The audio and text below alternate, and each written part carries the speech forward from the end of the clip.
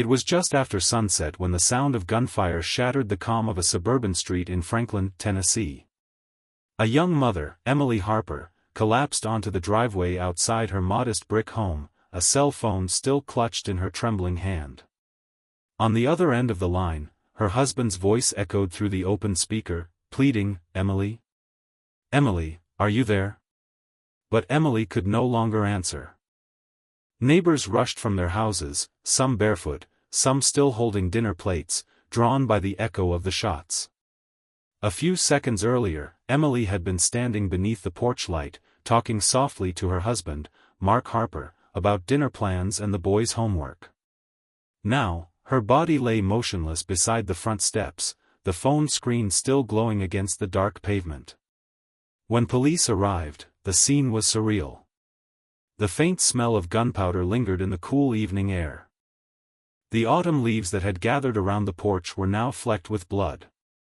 Officers secured the area, marking shell casings scattered near the mailbox. It looked deliberate, almost staged. At the same time, 40 miles away, Mark Harper sat behind the wheel of his silver SUV, gripping his phone in disbelief. According to him, he was running late from work. He told 911 that he had heard the gunshots over the call. He said his wife had screamed, then the line went dead. But something about his calm, almost rehearsed tone unsettled the dispatcher. Within hours, the small community of Franklin was on edge. Emily, 29 years old, had been known as a devoted mother of two, Ethan, 8, and Caleb, 5. She was friendly, always greeting neighbors with a smile, and spent her weekends volunteering at the local library. Nothing about her life suggested she could be the target of such a cold-blooded attack. Yet as detectives began their work that night, whispers spread quickly. Emily had been afraid of her husband for years. Friends told police that Emily had confided about Mark's temper, how he could be charming in public but controlling behind closed doors. He tracked her phone, questioned her about her friends, and grew furious whenever she mentioned going anywhere without him. Even after Emily filed for a restraining order 6 months earlier, she had admitted she was terrified he might find a way back into her life. Now, it seemed he already had. Detectives canvassed the area through the night. Security cameras from nearby houses showed only partial images, a dark vehicle speeding away seconds after the shooting, its headlights off. No license plate could be read. Still, the timing was chilling. The call from Mark had come only moments before the attack. To investigators, it felt too precise to be coincidence. By dawn, Emily's death was no longer being treated as a random act of violence. It was something else, something planned. As the sun rose over Franklin, Detective Laura Bennett, a seasoned investigator with 15 years in homicide, stood by the yellow tape outside Emily's home. The morning light glinted off the brass shell casings at her feet. She'd seen plenty of domestic cases before, but this one felt different, calculated, almost surgical. Someone wanted Emily gone. And they had made sure she wouldn't live long enough to break free. Detective Laura Bennett sat in her office the next morning, her desk covered in case files, photographs, and a growing sense of unease. The victim, Emily Harper, was not just another statistic. Her story was one Laura had seen too many times before. A woman desperate to leave a violent marriage, reaching for freedom, only to meet tragedy at the very moment she thought she'd escaped. As the sun filtered through the blinds, Laura opened Emily's file. There it was, a series of domestic violence reports stretching back nearly 5 years. Police had been called to the Harper residence multiple times. Each time, Emily had appeared frightened but refused to press charges. The reports were nearly identical: shouting, glass breaking, and the children crying in the background. On paper, Mark Harper had it all. At 35, he worked as a regional sales manager for a construction supply company. He was well-spoken, charming, and outwardly devoted to his family. At church, he was known for leading men's group meetings about faith and family. To outsiders, the Harpers seemed like a model couple, successful, attractive, and involved in the community. But beneath that glossy image, Emily had been living in constant fear. Her best friend, Rachel Lawson, confirmed what police had already begun to suspect. Sitting across from Detective Bennett in the interview room, Rachel clutched a tissue, her voice trembling. She tried to leave him 3 times, Rachel said. Each time, he promised to change. He'd send flowers, write long messages about how much he loved her, and she'd believe him, at least for a while. But it always went back to the same thing. Control. Anger. Threats. Rachel hesitated, glancing down at her hands. The last time, she told me she was done. She'd met someone new, someone kind. Detective Bennett leaned forward. Do you know his name? Rachel nodded. His name was David Miller. He worked at the insurance office where Emily got her new car policy.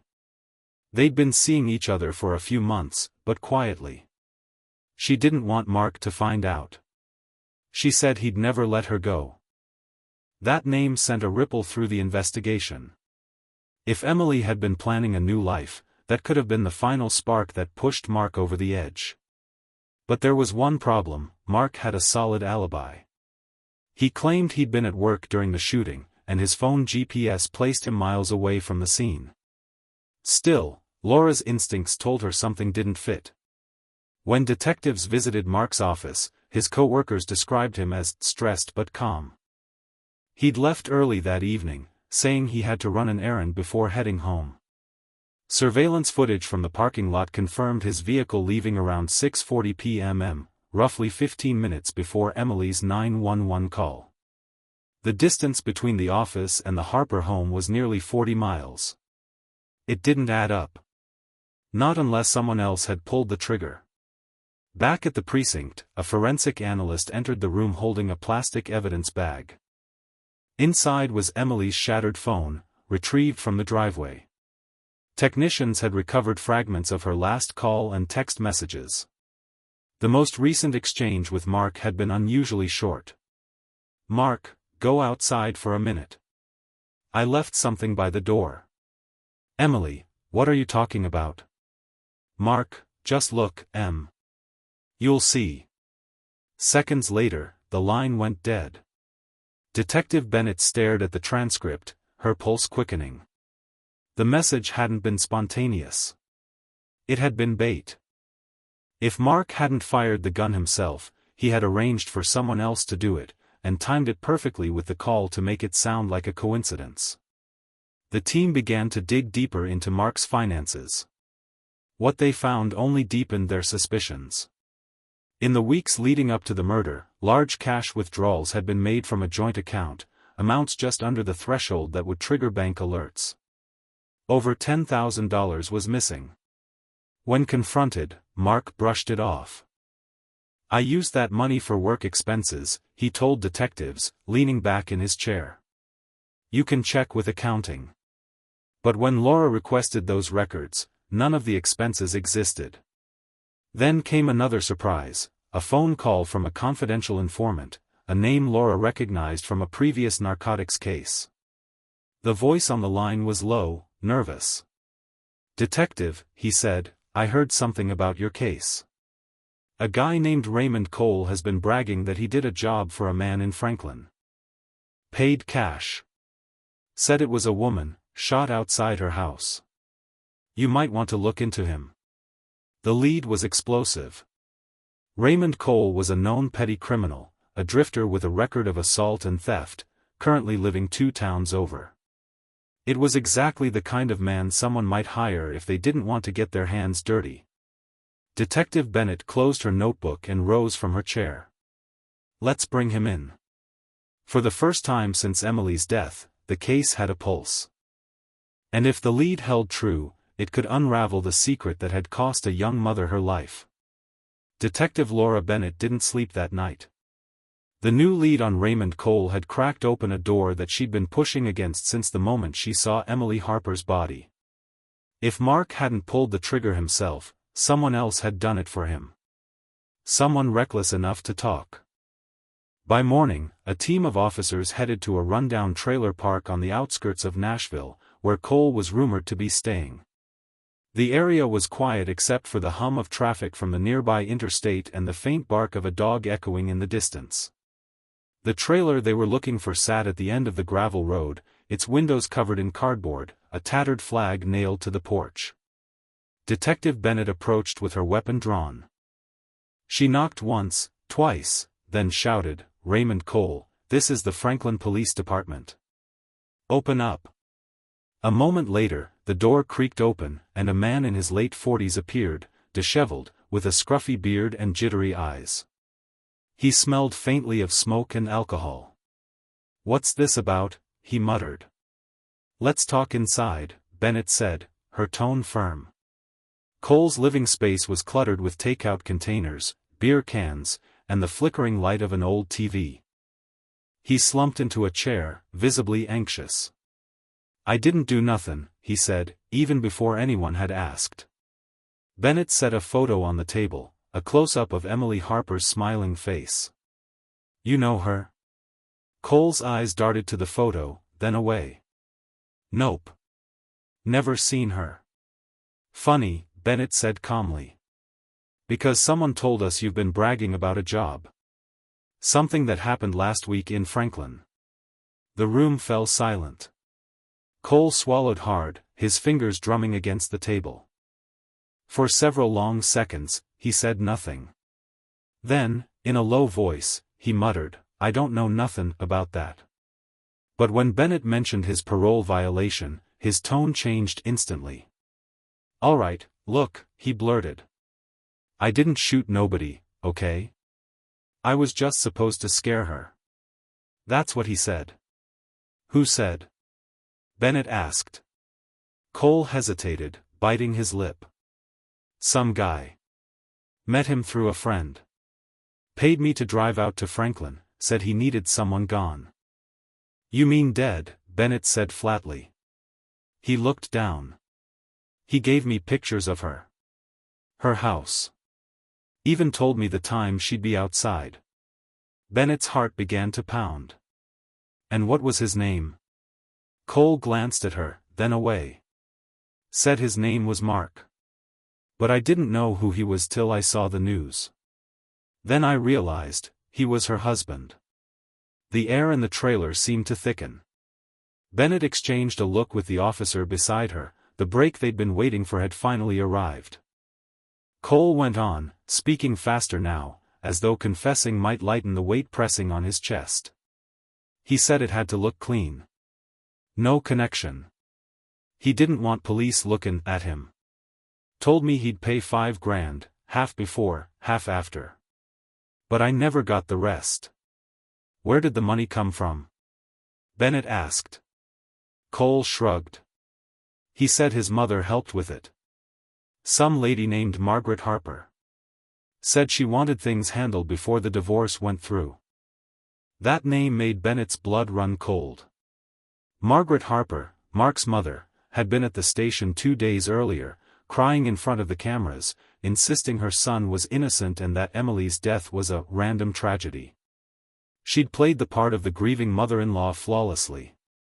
But now, it seemed, she might have been funding the very crime she condemned. Bennett pressed on. "Did you meet Margaret?" "Once," Cole said. "At a diner near Murfreesboro. She gave me an envelope with cash, told me to do what needed to be done. Real polite lady. Gave me a Bible verse before she left." He laughed nervously. "Weirdest thing I ever seen." Detective Bennett leaned back in her chair, her mind spinning. A mother helping her son arrange the murder of his wife, it sounded almost too cruel to be real. But every word from Cole matched the timeline, the withdrawals, and the call that had lured Emily outside.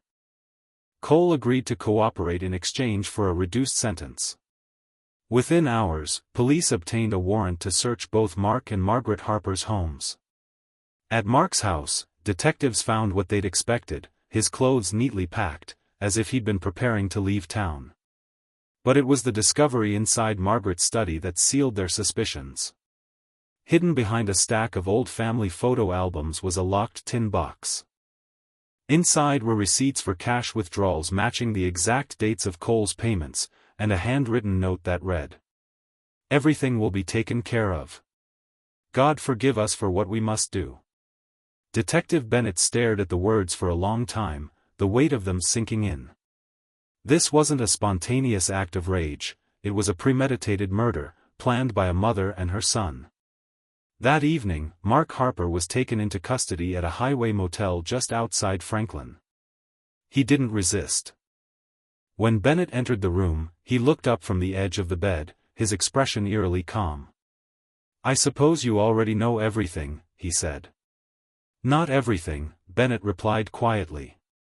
"But I know enough." He gave a faint, humorless smile.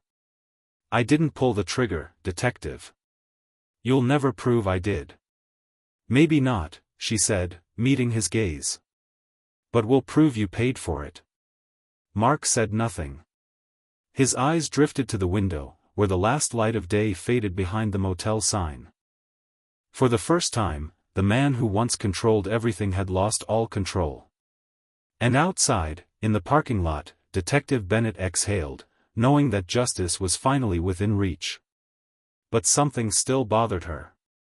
Raymond Cole claimed he hadn't fired the gun himself. If that was true, then the real killer, the one who ended Emily Harper's life, was still out there. The morning after Mark Harper's arrest, Franklin Police Headquarters buzzed with activity. Reporters crowded the steps outside, shouting questions about the husband-for-hire scandal that had now taken over every local news station. Inside, Detective Laura Bennett felt the exhaustion of a case that had spiraled far beyond anything she'd expected, but the one thing she didn't feel was satisfaction. Because something still didn't add up. Raymond Cole, the man who claimed he'd been hired to carry out the hit, had confessed to everything, except pulling the trigger. And Laura believed him. Cole might have been a petty criminal, but his terror during questioning had been real. Every time she mentioned the shooting itself, his voice shook. "I swear," he'd said, eyes darting between the detectives, "I didn't shoot her.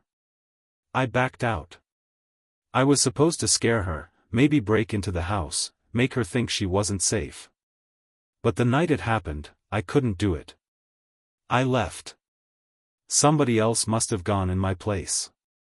It was a claim that changed everything. If Cole hadn't pulled the trigger, then who had? Detective Bennett and her partner, Sergeant Tom Avery, pored over phone records, surveillance footage, and GPS data from Mark Harper's phone. Mark had been smart, too smart. He'd carefully kept his digital footprint clean, but forensic experts eventually found a second prepaid phone registered under a false name. That phone had made multiple calls to Cole in the days leading up to the murder. But on the night of Emily's death, the phone pinged one more number, a contact saved simply as R.J. "Who's R.J.?" Sergeant Avery asked, leaning over Bennett's shoulder. "That's what we're about to find out." Tracing the burner number led detectives to a series of ATM cameras across Nashville. There, they saw the same man appear repeatedly, tall, mid-30s, shaved head, wearing a black jacket. His face was always partially obscured, but in one frame, a reflection caught the lettering on his sleeve, R.J. Logistics. A small trucking company based out of Knoxville.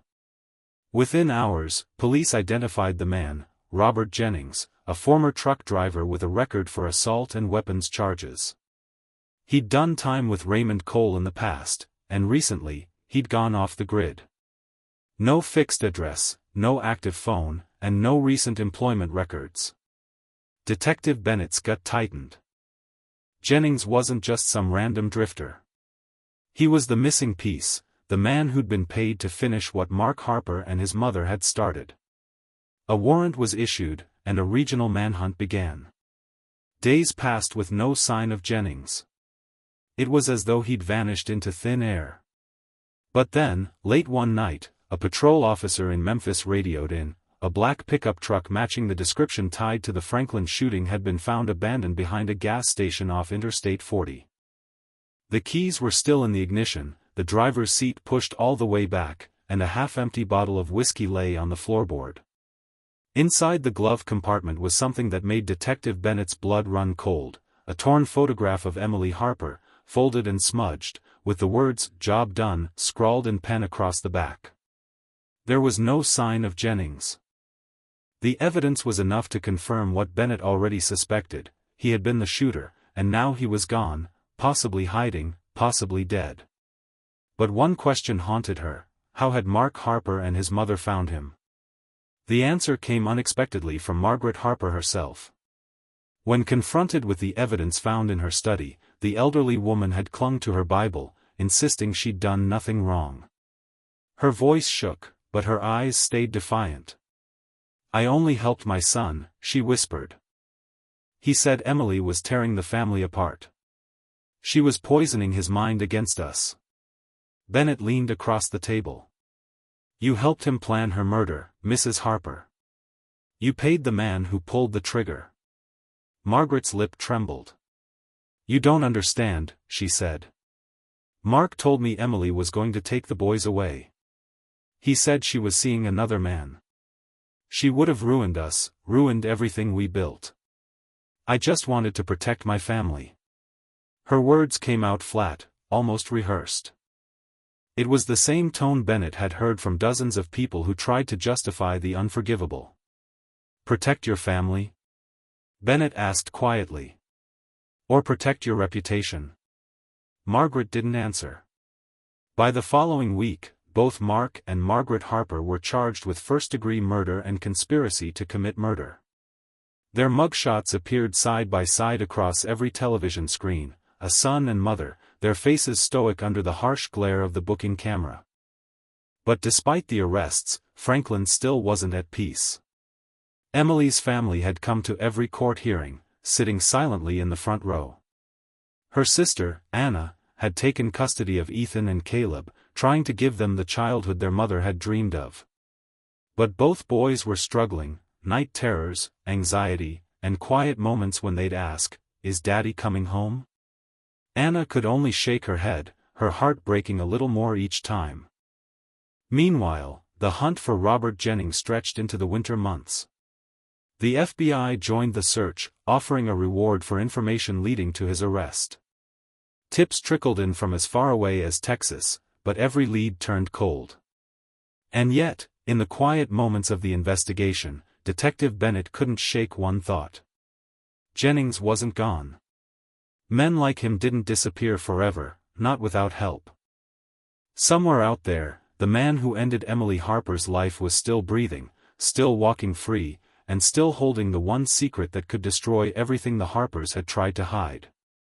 By spring, Franklin's courthouse had become the center of national attention.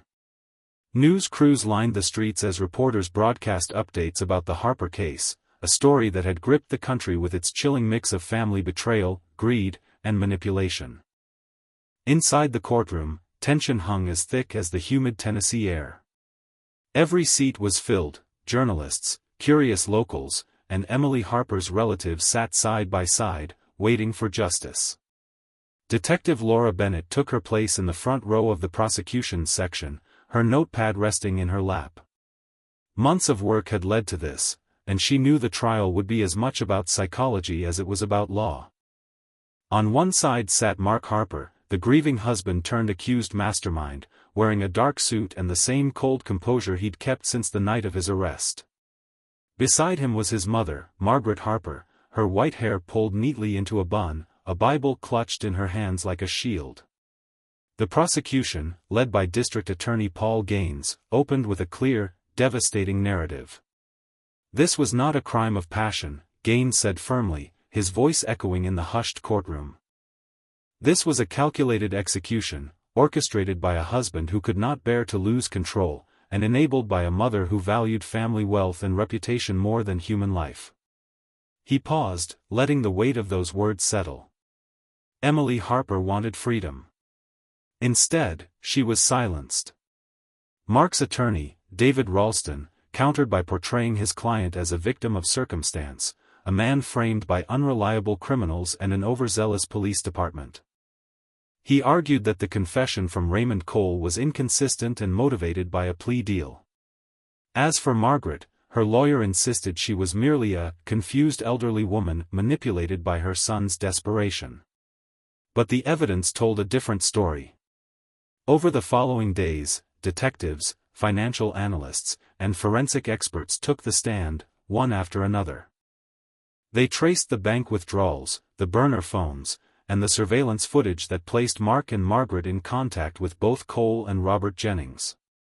Prosecutors even displayed the handwritten note found in Margaret's tin box, the one that read, "God forgive us for what we must do." When it appeared on the courtroom projector, Margaret closed her eyes, gripping her Bible tighter. Then came Raymond Cole. Under heavy security, he walked into the courtroom wearing prison orange, his hands cuffed. His voice was shaky but clear as he described how Mark Harper had first approached him at a mechanic's shop outside Nashville. He said he needed a problem solved, Cole testified. Said his wife was leaving him and taking the kids. He told me if she filed for divorce, his mother would lose everything. He offered me $5,000 to make her go away. I thought he meant scare her, that's what I told him I'd do. But later, he said it had to be permanent. Gasps rippled through the courtroom. Cole's story painted Mark as cold and methodical, using religion and family duty to justify his actions. When the defense tried to discredit Cole, pointing to his criminal history, he didn't flinch. "Yeah, I've made bad choices," he admitted. "But I ain't lying about this." He wanted her dead. The most emotional testimony came from Rachel Lawson, Emily's best friend. Fighting back tears, she recounted the phone call she'd received just days before Emily's murder. "She told me she was scared," Rachel said softly. "She said if anything happened to her, it would be because of Mark. She said he'd never let her go." In the gallery, Anna Harper, Emily's sister, wept quietly, her arms wrapped around the two boys sitting beside her.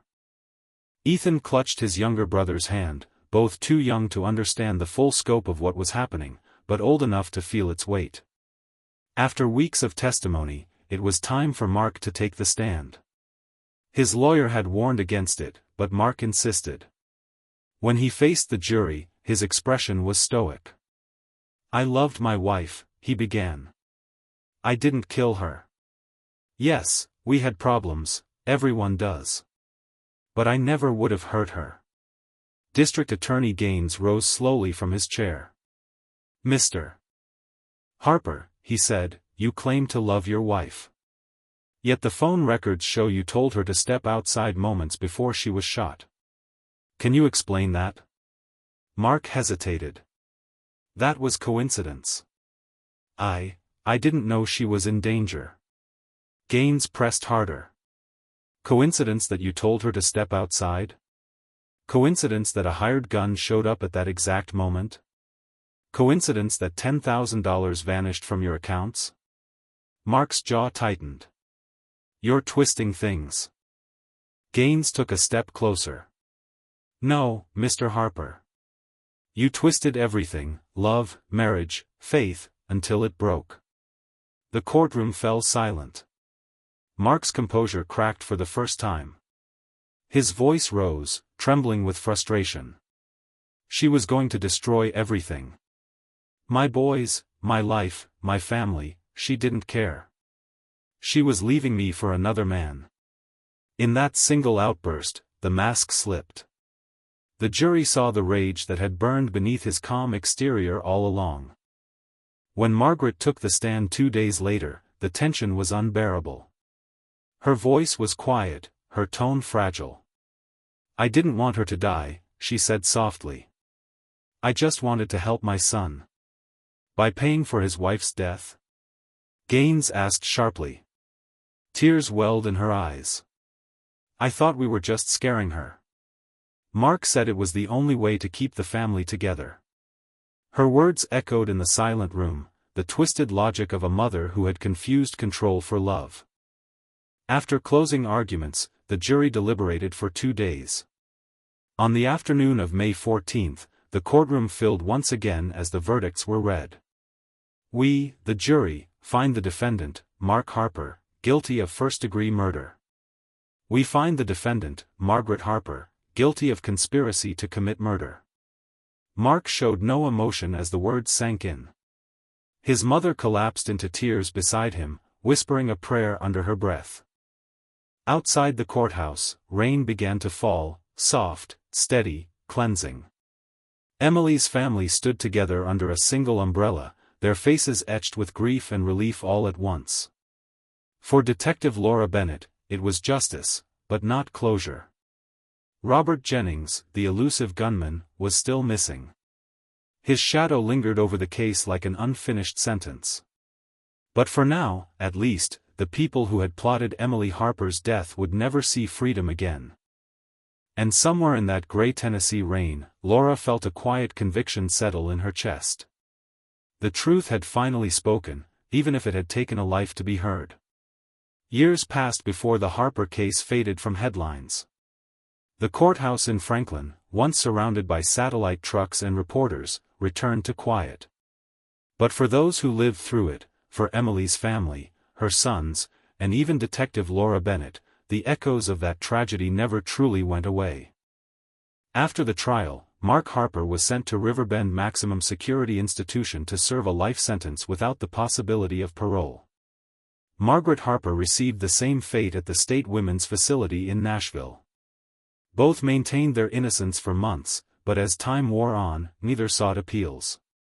Mark stopped speaking to reporters altogether, while his mother became reclusive, writing letters from prison that no one in Emily's family ever read. In one of those letters, found years later, she had written, "I believed I was protecting my family. But I see now that all I did was destroy it." Detective Laura Bennett moved on to other cases, but none left the mark this one did. Sometimes, she'd drive by the old Harper home, now sold to a new family, the garden overgrown, the porch light replaced. To neighbors, it was just another house. But to Laura, it would always be the place where a desperate woman made her last phone call, and where a promise of freedom was stolen by the people who claimed to love her most. For Anna Harper, Emily's sister, the years that followed were filled with both heartbreak and quiet resilience. She'd taken custody of Ethan and Caleb, raising them in her small home just outside Franklin. The first year was the hardest. The boys woke from nightmares, asking for their mother, confused by why their father couldn't come home. Anna never spoke to them about the trial in detail, but as they grew older, she told them the truth gently, piece by piece. Ethan, the older of the two, struggled most. He remembered the sound of his mother's laughter one moment and the sound of sirens the next. School counselors worked with him for years, helping him manage his anger and grief. Caleb, only 5 at the time of the murder, remembered less, but his silence often spoke louder than words. Through it all, Anna never stopped reminding them of who Emily truly was, not the victim from the headlines, but the warm, patient woman who loved bedtime stories, dancing in the kitchen, and making pancakes shaped like animals on Sunday mornings. She wasn't just someone who died, Anna told them. She was someone who lived beautifully.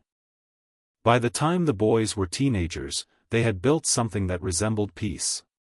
They played baseball, went to church, and spent weekends visiting Emily's grave, a simple white stone marked only with her name, birth date, and the words, "Loved beyond measure." They didn't always speak while they were there. Sometimes they just stood together, letting the wind carry the quiet weight between them. Detective Bennett visited once, years after the trial. She brought flowers, wild daisies, Emily's favorite, and stood beside Anna in silence. "Do you think he ever feels guilty?" Anna asked, her voice soft. Laura sighed. "I think guilt finds everyone eventually," she said. "Even people who run from it." The investigation into Robert Jennings, the hired shooter, never fully closed. Despite tips and sightings from as far away as Oklahoma, he was never found.